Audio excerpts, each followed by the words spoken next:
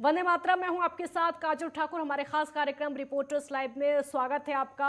Reporter बता रहे हैं कि अपने प्रदेश का हाल कैसा हाल उनके प्रदेश का है, उनसे बड़ी खबरें जानेंगे। आज दिन भर क्या कुछ रहने वाला है, क्या कुछ खास रहने वाला है, किस खबर पर दिन भर नजर रहेगी रिपोर्टर की, वो आपको बताएंगे। देश के कोने कोने से समय हमारे साथ रिपोर्टर जुड़े हुए हैं। आज की राजनीति में क्या है, अपराध में क्या खास है, ये हम आपको लगातार बताते रहेंगे। हमारे साथ कुछ संवाददाता इस समय जुड़े हुए हैं। हमारे साथ चंडीगढ़ से ईशा ठाकुर जुड़ गई हैं, भोपाल से शैलेंद्र पराशर इस समय हमारे साथ जुड़ गए हैं और योगेश शेमवाल हमारे साथ देहरादून से जुड़ गए हैं। ईशा, सबसे पहला सवाल मेरा आपसे ही होगा, क्या कुछ पंजाब में इस समय खास चल रहा है? आज राजनीति में क्या रहने वाला है, अपराध में क्या रहने वाला है और अपडेट क्या कुछ है खबरों का? जी बिल्कुल काजल, सबसे पहले मैं तस्वीर दिखाना चाहूंगी। आज केंद्रीय गृह मंत्री अमित शाह एक बार फिर से एक दिवसीय दौरे पर चंडीगढ़ पहुंच चुके हैं और इससे पहले 4 महीने पहले वो चंडीगढ़ पहुंचे थे। तस्वीरों में पहले आपको सुरक्षा को लेकर हम दिखा देते हैं किस तरीके के पुख्ता इंतजामात यहाँ पर चंडीगढ़ पुलिस की तरफ से किए गए हैं। आप देख सकते हैं राजभवन में कार्यक्रम आयोजित किया गया है। नारकोटिक्स कंट्रोल ब्यूरो की तरफ से ड्रग्स तस्करी और राष्ट्रीय सुरक्षा को लेकर 2 दिवसीय राष्ट्रीय सम्मेलन का आयोजन किया जाएगा राजभवन में। और यहाँ पर आप देखिए किस तरीके से सुरक्षा के पुख्ता इंतजामात किए गए हैं।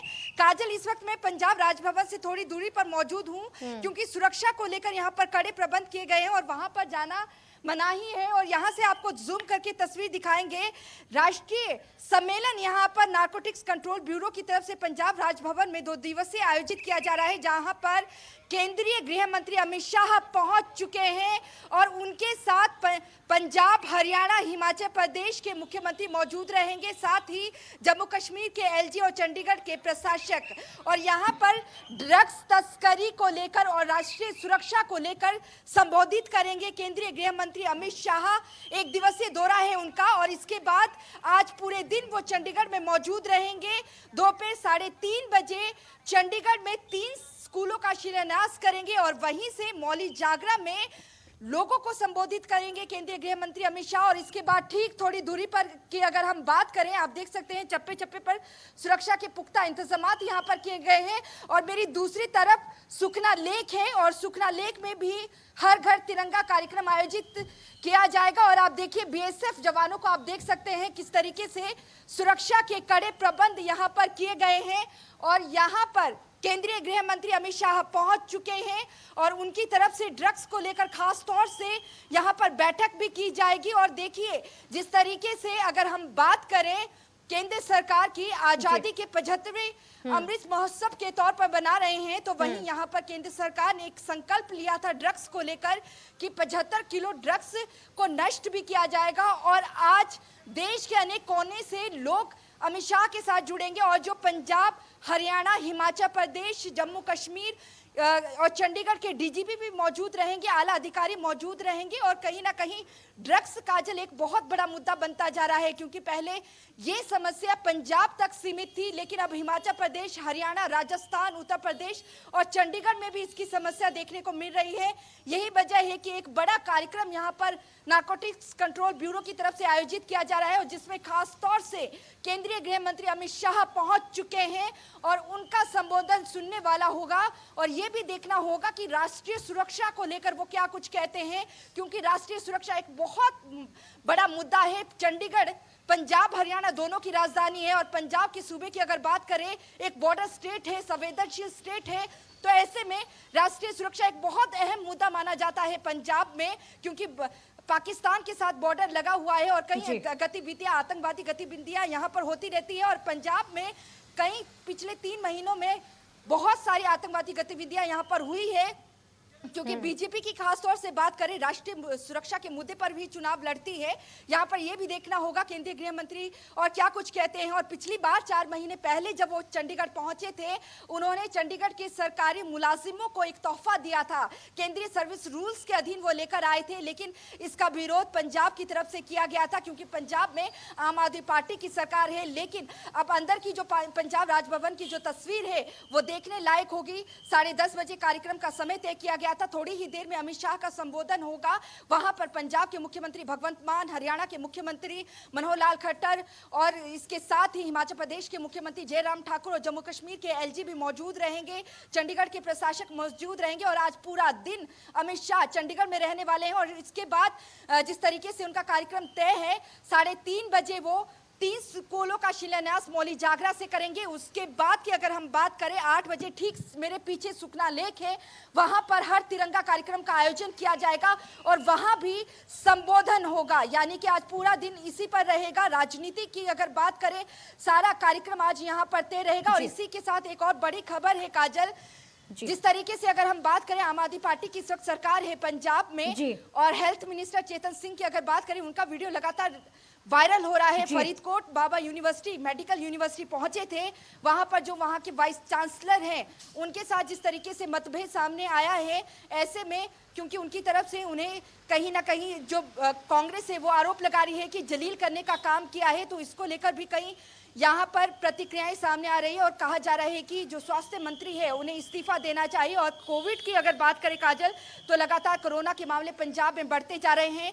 2 कैबिनेट मंत्री, जो जेल मंत्री है हरजोत सिंह बैंस और उनके अलावा पर्यटन मंत्री अनमोल गगन मान इस वक्त कोरोना पॉजिटिव है। और अब थोड़ी देर पहले ही जो डिप्टी स्पीकर हैं पंजाब के जे किशन रेड्डी, उनकी तरफ से भी ट्वीट करके ये जानकारी दी गई है कि वो भी कोविड की चपेट में आ गए हैं। तो इस वक्त अगर हम पंजाब की बात करें तो यहाँ पर हालात बद से बदतर बनते जा रहे हैं कोरोना की वजह से। जी बिल्कुल बिल्कुल बिल्कुल ईशा, आपके पास आएंगे बाद में। इस समय हमारे साथ योगेश सेमवाल भी जुड़े हुए हैं देहरादून से। योगेश, क्या कुछ उत्तराखंड में खास आज की खबरें?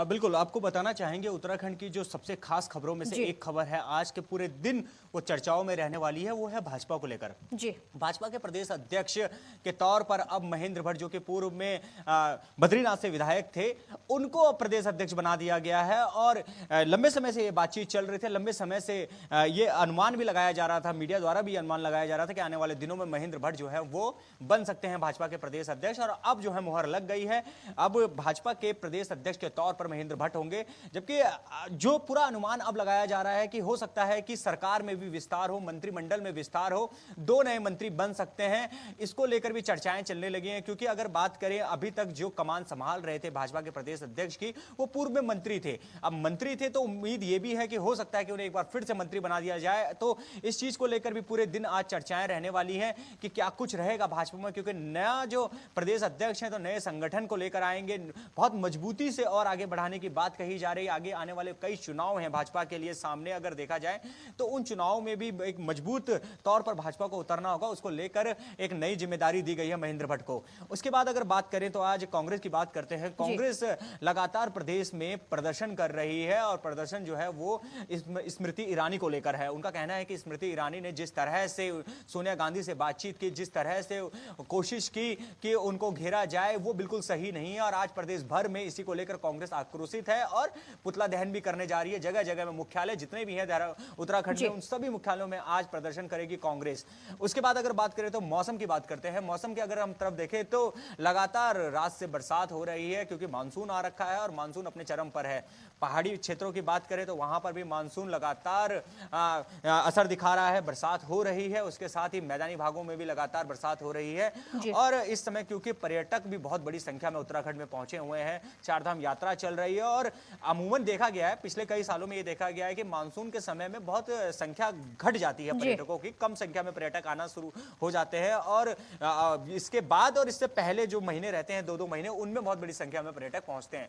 लेकिन इस बार ऐसा देखने के लिए मिल रहा है कि बरसात हो रखी है, सड़कें बंद हैं, सड़कें टूटी हुई है, बावजूद इसके बड़ी संख्या में पर्यटक आ रहे हैं, चारधाम के लिए आ रहे हैं और लगातार दर्शन कर रहे हैं। संख्या में थोड़ी कमी आई है, लेकिन इतनी कमी नहीं आई है कि बोल दिया जाए कि पर्यटक रुक गए हैं। बहुत बड़ी संख्या में अभी भी पर्यटक यहाँ पर पहुंच रहे हैं।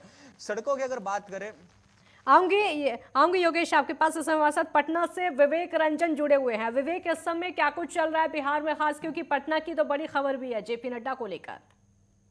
जी बिल्कुल काजल, बिहार की बात कर लिया है तो बिहार में 2 दिवसीय बीजेपी का राष्ट्रीय कार्यकारिणी बैठक होने जा रही है। ऐसे में हम अभी बापू सभागार में इसी जो है इसी में जेपी नड्डा आएंगे, जो 11 बजे उनके कार्यक्रम है, जो 11 बजे पटना एयरपोर्ट पहुंचने के बाद वो सीधे पटना में रोड शो करेंगे। पटना हाईकोर्ट के पास वो जाएंगे, पटना हाईकोर्ट के पास अंबेडकर की मूर्ति पर माल्यार्पण करेंगे। उसके बाद वो पटना से रोड शो करेंगे। ऐसे में लेकर जो यहाँ पे जो तैयारियां हैं, पूरी तरीके से प्रशासन की जो तैयारियां पूरी तरीके से प्रशासन जुटी हुई है। पूरे पटना की बात कर लिया, पूरे पटना में मजिस्ट्रेटों की तैनाती कर दी गई है।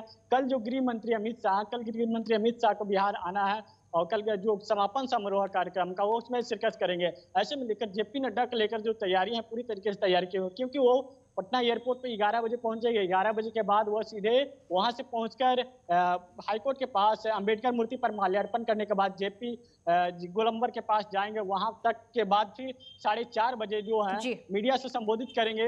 वो कार्यक्रम है जो कि बीजेपी का जो रणनीति है 200 विधानसभा पे कब्जा करना, क्योंकि 200 विधानसभा पे अभी जो है पूरी तरीके से तैयारियां जो सभी कार्यकर्ताओं को इसी के प्रशिक्षण देने के लिए 2 दिन का कार्यक्रम बुलाई गई है। ये 2 दिनों का कार्यक्रम सिर्फ राष्ट्रीय लेवल के जो मंत्री हो चाहे राष्ट्रीय लेवल के जो भी अधिकारी उन लोग यहाँ पे रहेंगे, उन लोगों के नेतृत्व में यहाँ पे सभी लोगों की मीटिंग दी जाएगी। ऐसे में अगर दूसरी खबर की बात कर लिया बिहार को लेकर, तो मौसम विभाग को लेकर है। मौसम विभाग ने अगले 24 घंटे के लिए अलर्ट 10 जिलों के लिए अलर्ट जारी किया, येलो अलर्ट जारी किया। साथ ही साथ उन्होंने येलो अलर्ट जारी करते हुए एक सावधानी पूर्वक भी जारी किया कि लोग सावधान रहे, घर पे रहे, अगर जरूरी काम हो तभी घर से बाहर निकले।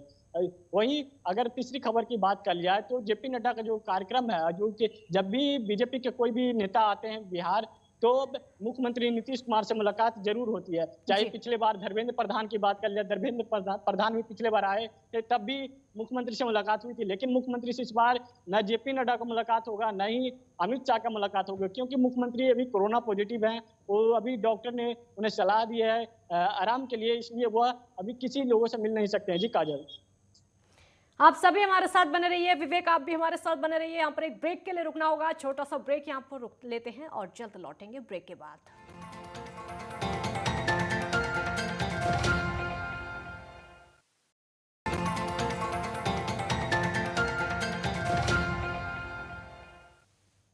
ब्रेक के बाद एक बार फिर स्वागत है आपका। रिपोर्टर्स लाइव लगातार चल रहा है। कई संवाददाता इस समय हमारे साथ लगातार बने हुए हैं। शैलेंद्र हमारे साथ भोपाल से और जम्मू से रईस वानी बने हुए हैं हमारे साथ। शैलेंद्र, सवाल मेरा आपसे होगा, क्या कुछ इस समय मध्य प्रदेश में आज खास चल रहा है? आज की बड़ी खबरें बताइए।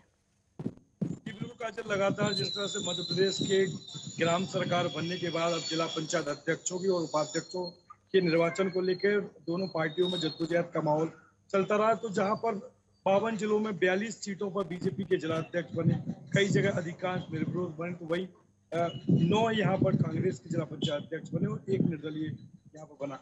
बड़ी बात करें तो भोपाल राजधानी की, तो यहाँ काफी जद्दोजहद के साथ, चूंकि अब बीजेपी के यहाँ पर 2 समर्थक थे और कांग्रेस के 7 समर्थक थे और टोटल जो वोटिंग चाहिए थी 6 चाहिए थी। एन वक्त पे स्थानीय विधायक विश्वास सारंग और रामेश्वर शर्मा और प्रभारी मंत्री भूपेंद्र सिंह द्वारा 3 कांग्रेस से बीजेपी में शामिल हुए सदस्यों के साथ यहाँ जिला पंचायत अध्यक्ष भोपाल में भी घोषित हो गए। और लेकिन एक बड़ी बात है कि पूर्व सीएम दिग्विजय सिंह के विरोध करने के बाद एक पुलिस ऑफिसर की कॉलर पकड़ने को लेकर विवाद भी तूल पकड़ गया, जिस पर सीएम शिवराज सिंह चौहान ने विरोध करते हुए बताया कि पूर्व में दिग्विजय सिंह जिस तरह 10 साल सीएम रहे हों और इस सीएम को इस तरीके की बात, इस तरह की हरकत और जद्दोजहद, गेट तोड़ नहीं करनी चाहिए थी। तो काफी जद्दोजहद वाला माहौल पूरे दिन भर चलता रहा और अभी भी राजनीति की उठापटक चलती रही। इसकी बड़ी बात करें तो यहाँ पर मध्य प्रदेश का मौसम चूंकि सुहाना हो गया था, लेकिन अभी 52 जिलों में से 7 जिलों में हाई अलर्ट जारी कर दिया मौसम विभाग द्वारा और यहाँ पर तेज बारिश की संभावना है, जिसको लेके जो टीम है बाढ़ प्रभावित क्षेत्र है उन इलाकों में टीम भी अलर्ट कर दी गई है। तीसरी बड़ी बात करें तो यहाँ पर मध्य प्रदेश में जबलपुर में जो वीडियो वायरल हुआ था आरक्षक द्वारा एक बुजुर्ग की पिटाई का यह वीडियो था, जिसको लेकर रीवा का यह आरक्षक था जिसको तुरंत एसपी द्वारा सस्पेंड कर दिया गया। दूसरी अगर बड़ी बात करें तो यहाँ पर ज्योतिरादित्य सिंधिया के ऊपर चुनाव आयोग से जानकारी छुपाने के मामले में हाईकोर्ट जबलपुर की बेंच द्वारा जांच के आदेश दिए, जिसको एसपी गोपीलाल द्वारा इन पे जांच की जाएगी और जो आपराधिक मामले हैं उसको भी निकालने की कोशिश की जाएगी।